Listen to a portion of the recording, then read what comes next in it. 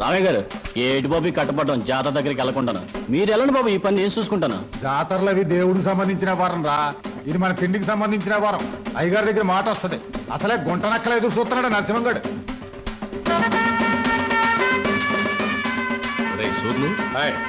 మనం ఈ జాతరతో కూర్చుంటే సరిపోదురా.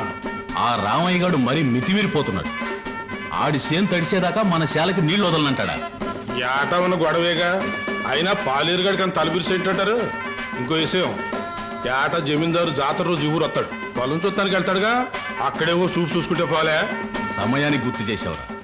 రాని ఊరంతా జాతర గొడవలో ఉంటది. ఏదో రకంగా గొడవ పెట్టుకుని వాళ్ళిద్దరిని లేపేయాలి. పదండి.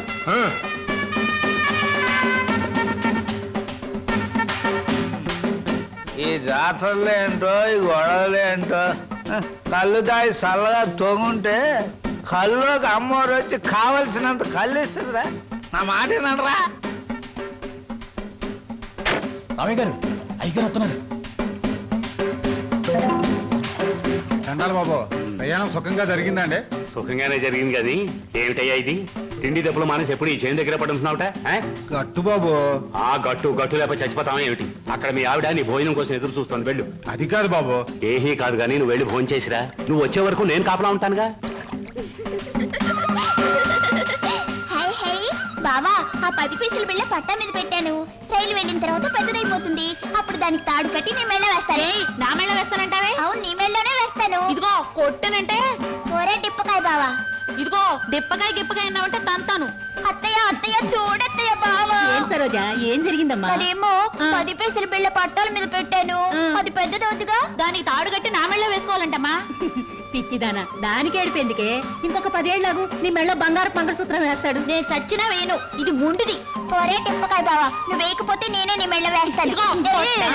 ఎందుకురా అలా ఉడుకుంటా? ఇప్పుడు అది ఏమందని లేవండి, మీ అందరికి అన్నాలు పెడతాను. బాగుందే వరుస. నీకు సొంత కొడుకు కన్నా మేనగోళ్ళు ఎక్కువైపోయిందని మాట. బాగుంది. తల్లి లేని పిల్ల ఎవరికైనా ఎక్కువే. కూసండి, అన్న పెడతాను. కూసమ్మా. నల్లం పోయినా మీ అన్నయ్యకి బుద్ధి జ్ఞానం వచ్చినట్టు లేదు.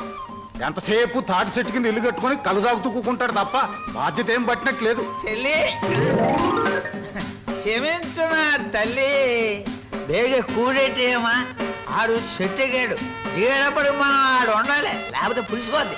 నువ్వు కూడా ఏదైనా సెట్టెక్కి దూకి సావరా. సిగ్గులేదురా నీకు? శివుని ఎత్తులో నాడికి సిగ్గు ఉంటది నా చెల్లి. మనం అంటూ ఉన్నది కళ్ళు. నీ తిట్లు నా కొత్త కాదు, బాయ్ పరాయడు కాదు. కూడెట్టే రామయ్య గారు, చేను దగ్గర నరసింహగడు అయ్యగారితో గొడవ పడుతున్నాడండి. మర్యాదలు మర్చిపోతున్నావు. ఏడు చేత పెట్టి ముందు నీళ్లు మా శాల కొలిపెట్టి వెళ్ళిపో. సుత్తరెట్రా గండరకండి. ఎంతసేపు చెప్పినా ముందుకేస్తున్నావు. ఇక్కడ గాలు దొరుకోలేదు. అడుగు ముందుకేసారేటనా?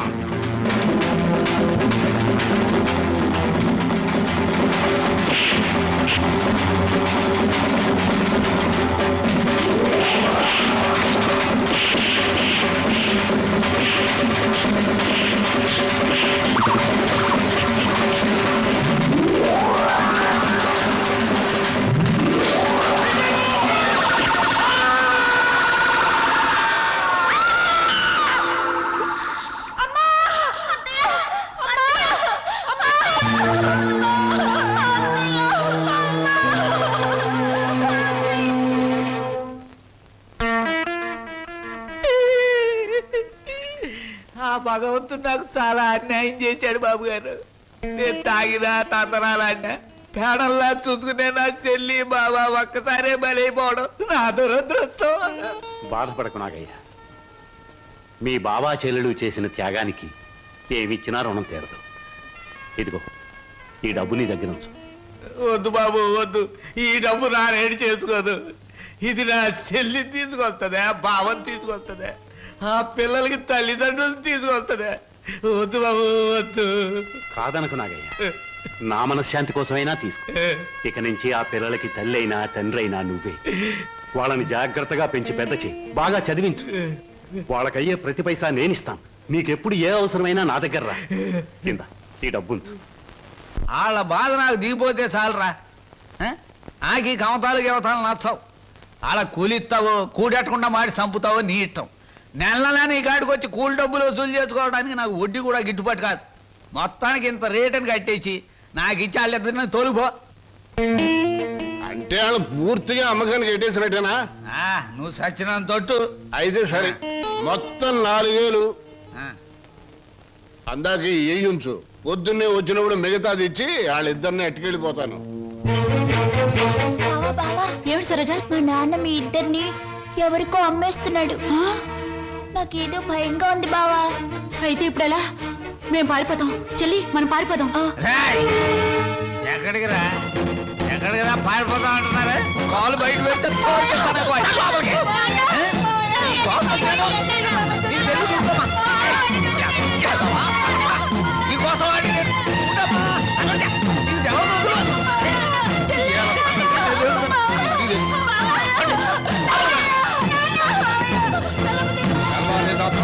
నీళ్లు లేక ఇక్కడే మాడి సావండి. ఎందుకమ్మా, ఎందుకురా నాన్న ఏడుస్తున్నారు?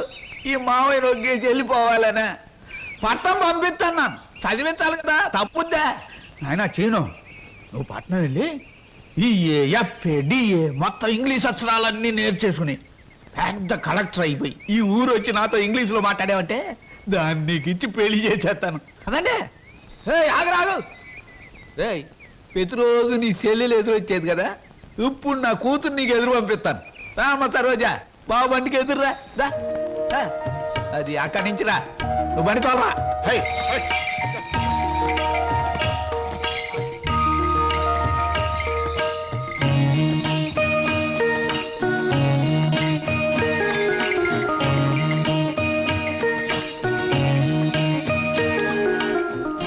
అమ్మా తల్లి, నువ్వు లోనకెళ్ళి గట్టిగా తలుపేసుకో. లోన డబ్బు ఉంది, నేను కలుపాకెళ్ళి వస్తాను. వచ్చేటప్పుడు నీకు చక్రాలు జంతికలు తెచ్చి పెడతానే.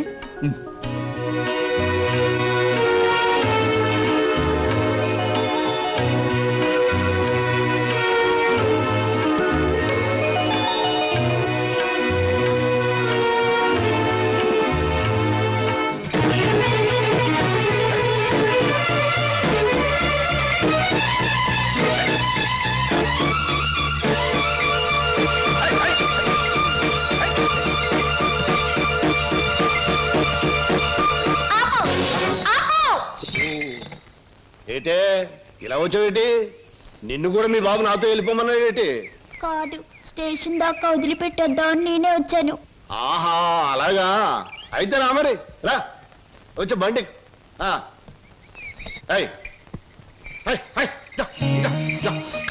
ఈ డబ్బులు తీసుకుని మీ స్టేషన్కి వెళ్ళండి, నేను మీ వెనకాలే వస్తాను. నాకు ఒక టికెట్ కొనండి, పట్నం పోదాం.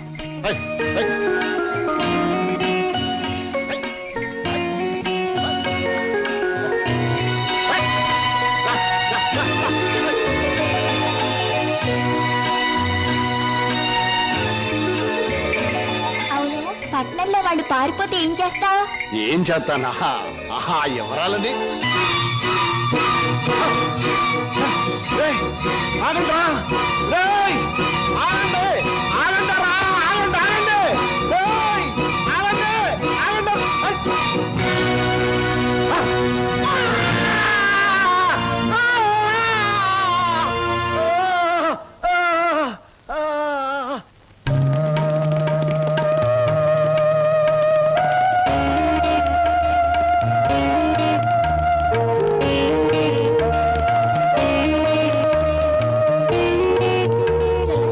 సరోజ తనకు కూడా టికెట్ తీయమని చెప్పి ఇంకా రాలేదేమిటి? వచ్చేస్తుంది అన్నయ్య.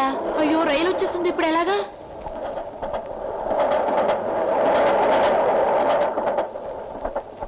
అరే ఎవరా మీరు? ఊరెళ్ళాలండి. టికెట్లు తీసారా? ఇదేమిట్రా, ఇద్దరున్నారు 3 టికెట్లు తీశారు. మా సరోజ రావాలి. ఊరు వెళ్దామని వచ్చి సరోజని కూర్చుంటే రైలు ఎక్కుదా? పదండి రా, ఏమండి? సాయంత్రం మా రా రైలు. సరోజ పదండి రా, రావాలండి. ఎక్కండి, రైలు ఎక్కండి. ఏమండి?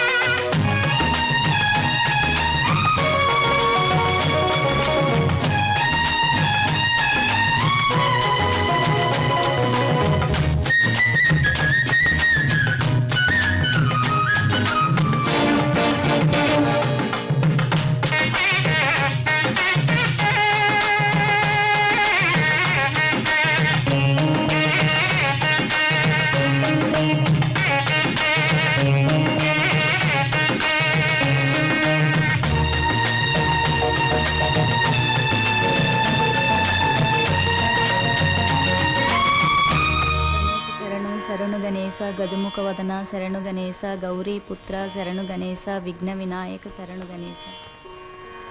అన్నయ్య అన్నయ్య తీసుకో.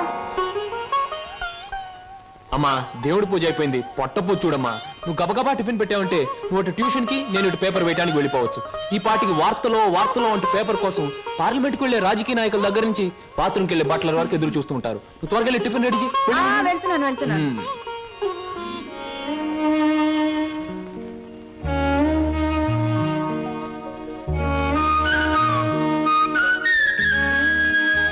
చెల్లాయి, మన కోసం సరోజు ఒంటరిగా ఆగిపోయింది. ప్రాణానికి తెగించి మనల్ని రక్షించింది. ఎక్కడుందో ఏమైందో ఎన్నిసార్లు ప్రయత్నించినా కనీసం జాడు కూడా తెలియలేదు. అసలు ఉందో లేదో. అన్నయ్య తప్పకుండా ఎక్కడో ఉండే ఉంటుంది. ఏదో ఒక రోజు మనకు కనిపించి తీరుతుంది. అర్జెంటే నన్ను వదలవే, కడుపులో గందరగోళంగా ఉంది. ఇదిగో వెళ్ళొచ్చిన తర్వాత నీ ప్రశ్నలన్నిటికీ తీరిక సమాధానం చెప్తాను. అమ్మా నేను మర్చిపోతానండి. నాకు సమాధానం చెప్పిన తర్వాత మీరేమైనా చేసుకోండి. ఎన్టీ రామారావు నటించిన మొదటి చిత్రమేది, రంగుల చిత్రమేది, రాజుగా నటించిన చిత్రమేది, పేదగా నటించిన చిత్రమేది, దొంగగా నటించిన చిత్రమేది, విలన్ గా నటించిన చిత్రమేది, ఏ చిత్రం ఎన్ని రోజులు ఆడింది, అందులో ఫెయిల్యూర్స్ ఎన్ని, సక్సెస్ ఎన్ని చెప్పకండి చూద్దాం. కింద జన్మలో నువ్వు గానుగై ఉంటావే, నేను ఎద్దై ఉంటాను. అప్పుడు నేను ఆడించాను, ఇప్పుడు నువ్వు నన్ను జాడిస్తున్నావు. ఎన్టీ రామారావు నటించిన మొదటి జ్యువెల్ జోల్ సినిమా నేను ఎక్కడ కొడితే బుద్ధి వస్తుందా అని ఆలోచిస్తున్నానే. ఏమండి? వస్తున్నా బాబు. ఏమయ్యా, నువ్వు పోస్ట్ మ్యాన్ కదా, పోర్ట్ ఉద్యోగం ఎప్పుడు మొదలెట్టావు? ఏంటంటే ఏమి తెల్లనట్టు అడుగుతారో. మీ ఆవిడ రాసి పంపించిన పాటలు తిరిగి వచ్చేసాయి. ఆహా, అయితే ఈ నెల కూడా పొయ్యిలోకి పుల్లలు కొనక్కర్లేదన్నమాట. మీ ఆవిడ గారి చేత పాటలు రాయటం అన్నా మానిపించండి. లేకపోతే ఆవిడ గారి కోసం ఒక కొత్త వారపత్రిక పెట్టండి. లేకపోతే దేశంలో తెల్లకైతే కరువు వచ్చి పడిపోద్దని మరి. ఎవరండి వచ్చింది? అమ్మో, విడు ఏమిటండి ఇవన్నీ నీ రచనలే. వీటి తాకిడికి ఈ ప్రపంచం అంతా తట్టుకోలేకపోతుంది. కొన్నాళ్ళకి ఈ ఊరంతా ఖాళీ చేసి పోయేటట్టున్నారు. ఊరు అంటే జ్ఞాపకం వచ్చింది. 1952లో సొంత ఊరు అనే సినిమా వచ్చింది కదా. ఎన్ని సెంటర్స్ లో 50 రోజులు ఆడింది. ఆ చిత్రంలో హీరో ఎవరు, హీరోయిన్ ఎవరు, డైరెక్టర్ ఎవరు? కింద జనంలో నువ్వు పిడకై ఉంటావే, నేను పోయే ఉంటాను.